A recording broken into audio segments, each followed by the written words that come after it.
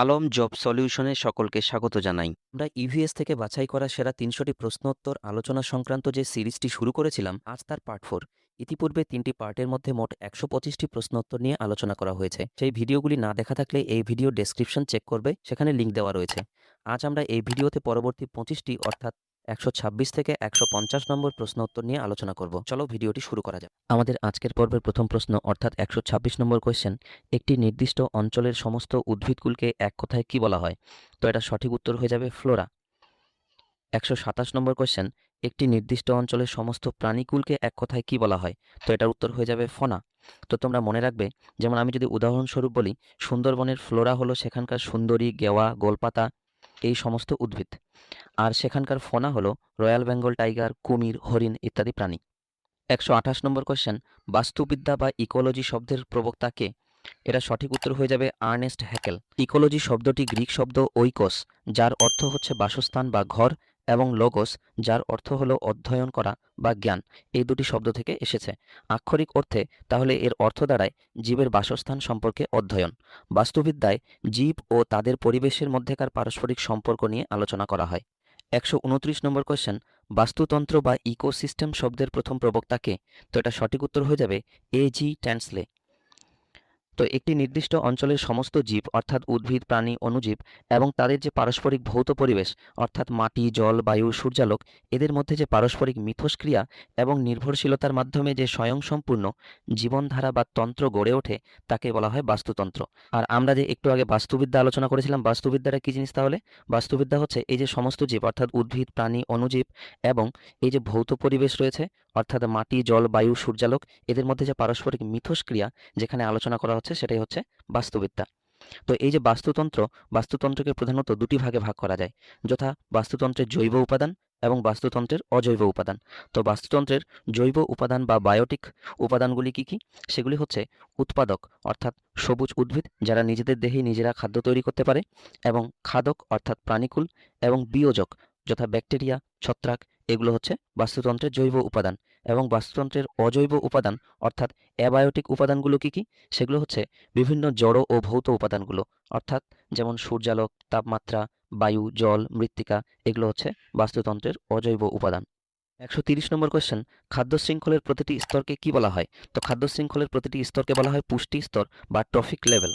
তো এখান থেকে তোমরা মনে রাখবে যে এই যে ট্রফ কথার অর্থ হলো খাদ্যের যোগান। একটি সাধারণ খাদ্য শৃঙ্খলে সাধারণত ৩ থেকে ৫টি পুষ্টি স্তর থাকে।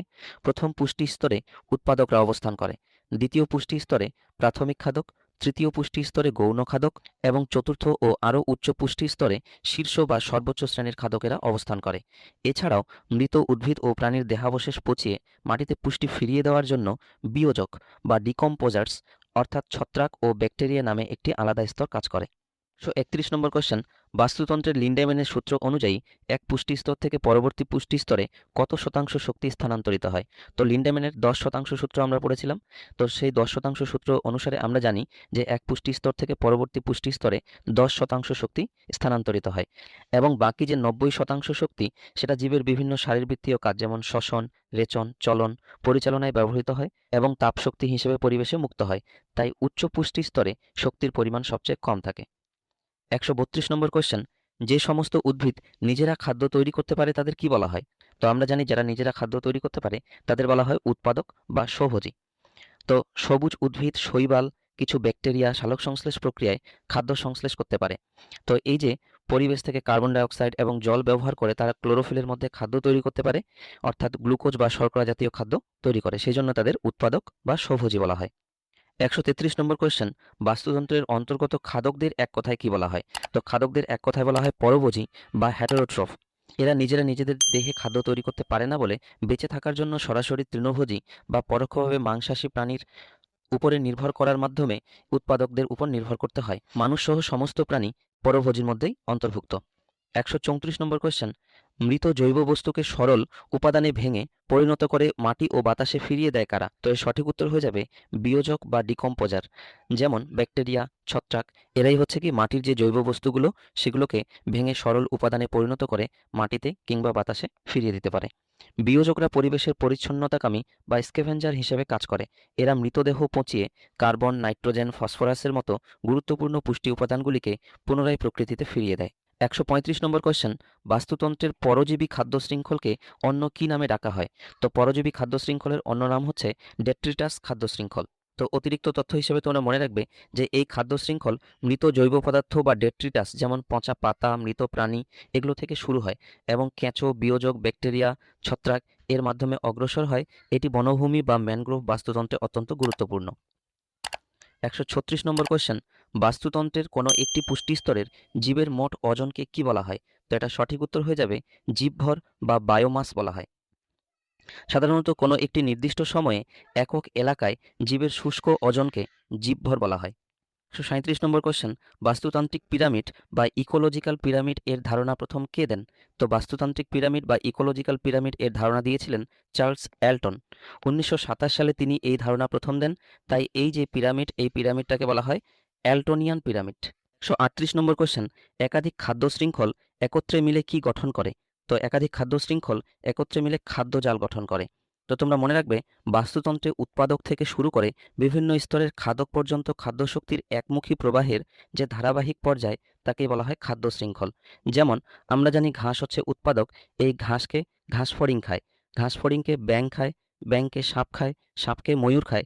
এইভাবে উৎপাদকের দেহের যে শক্তি, অর্থাৎ তারা যে সালোকসংশ্লেষ করেছিল, সেই সালোকসংশ্লেষের ফলে যে শক্তি উৎপাদন করেছিল সেই শক্তি ঘাস ফড়িং, ব্যাঙ, সাপ, ময়ূর এইভাবে ক্রমাগত স্থানান্তরিত হয়। তো একটু আগে আমি খাদ্য শৃঙ্খলের যে উদাহরণটি দিলাম, যে ঘাসকে ঘাস ফড়িং খায়, ঘাস ফড়িংকে ব্যাঙ এবং তাকে সাপ এবং তাকে ময়ূর খায়। তো এরকম সাদৃশ্য রেখে একটি খাদ্য জালের উদাহরণ দিচ্ছি। তো এই যে ঘাস, ঘাসকে যেমন ঘাস ফড়িং খেতে পারে, ঘাসকে ঠিক তেমনি ইঁদুরও খেতে পারে।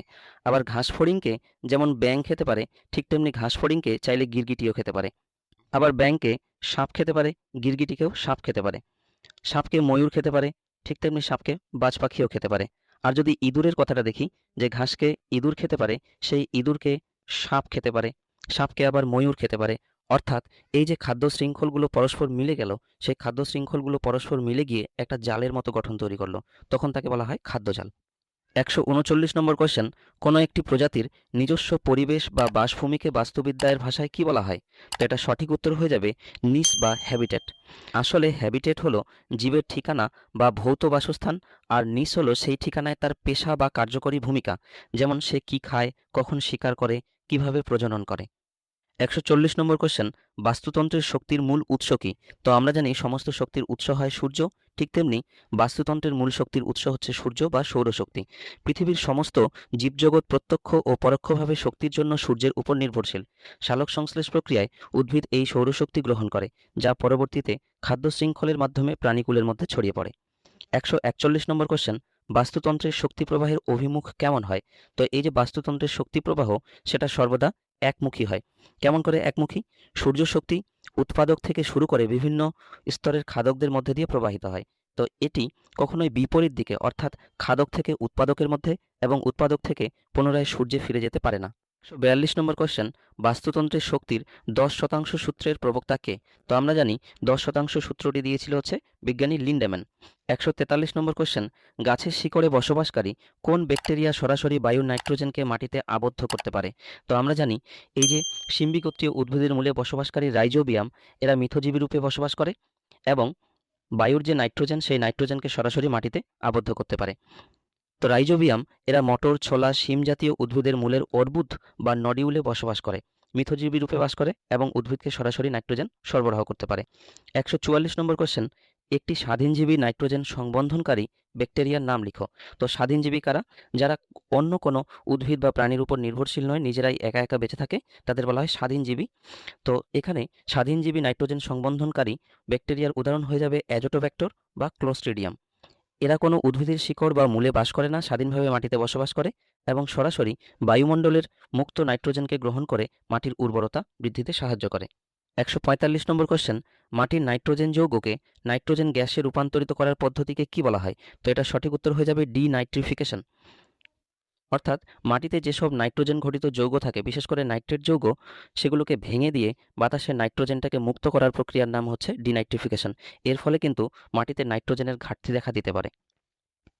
146 নম্বর কোশ্চেন, একটি ডিনাইট্রিফাইং ব্যাকটেরিয়ার নাম লেখো।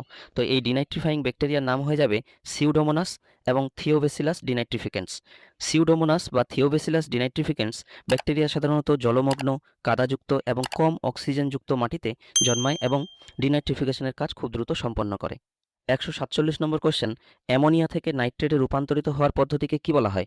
তো অ্যামোনিয়া থেকে নাইট্রেটে রূপান্তরিত হওয়ার পদ্ধতিকে বলা হয় নাইট্রিফিকেশন। মাটিতে থাকা মৃত জৈব পদার্থ পচে প্রথমে অ্যামোনিয়া তৈরি হয়, পরে সেই অ্যামোনিয়া জারিত হয়ে প্রথমে নাইট্রাইট এবং পরে নাইট্রেটে রূপান্তরিত হয়। উদ্ভিদ এই নাইট্রেট রূপেই মাটির নাইট্রোজেন গ্রহণ করে।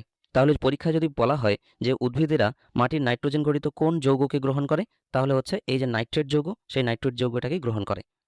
148 নম্বর কোশ্চেন, একটি নাইট্রিফাইং ব্যাকটেরিয়ার নাম লিখো। তো নাইট্রিফাইং ব্যাকটেরিয়ার নাম হয়ে যাবে নাইট্রোসোমোনাস এবং নাইট্রোব্যাক্টর। একটু আগে আমি যেটা বললাম যে অ্যামোনিয়া থেকে প্রথমে নাইট্রাইট এবং পরে নাইট্রেটে রূপান্তরিত হয়, তো অ্যামোনিয়া থেকে নাইট্রাইটে পরিণত করতে সাহায্য করে নাইট্রোসোমোনাস এবং নাইট্রাইট থেকে নাইট্রেটে পরিণত হতে সাহায্য করে নাইট্রোব্যাক্টর। 149 নম্বর কোশ্চেন, বৈদ্যুতিক পাখা চললে কোন শক্তি কোন শক্তিতে রূপান্তরিত হয়? তো বৈদ্যুতিক পাখা নিশ্চয়ই তড়িৎ শক্তির দ্বারা চলে, তাই এখানে তড়িৎ শক্তি যান্ত্রিক শক্তিতে পরিণত হয়। বৈদ্যুতিক পাখার মধ্যে থাকা মোটর বিদ্যুৎ শক্তির প্রভাবে একটি চুম্বকীয় ক্ষেত্র তৈরি করে, যা পাখার ব্লেডগুলিকে ঘোরানোর জন্য ঘূর্ণন বা যান্ত্রিক শক্তি সৃষ্টি করে।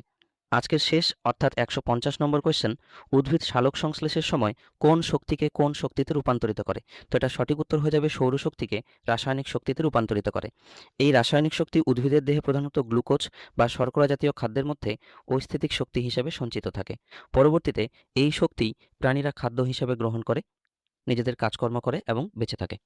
আমাদের আজকের ভিডিওটি ভালো লেগে থাকলে ভিডিওটি অবশ্যই লাইক শেয়ার করে দেবে এবং চ্যানেলটি সাবস্ক্রাইব করে বেল আইকনটি প্রেস করে রাখবে। তো সম্পূর্ণ ভিডিওটি দেখার জন্য অসংখ্য ধন্যবাদ।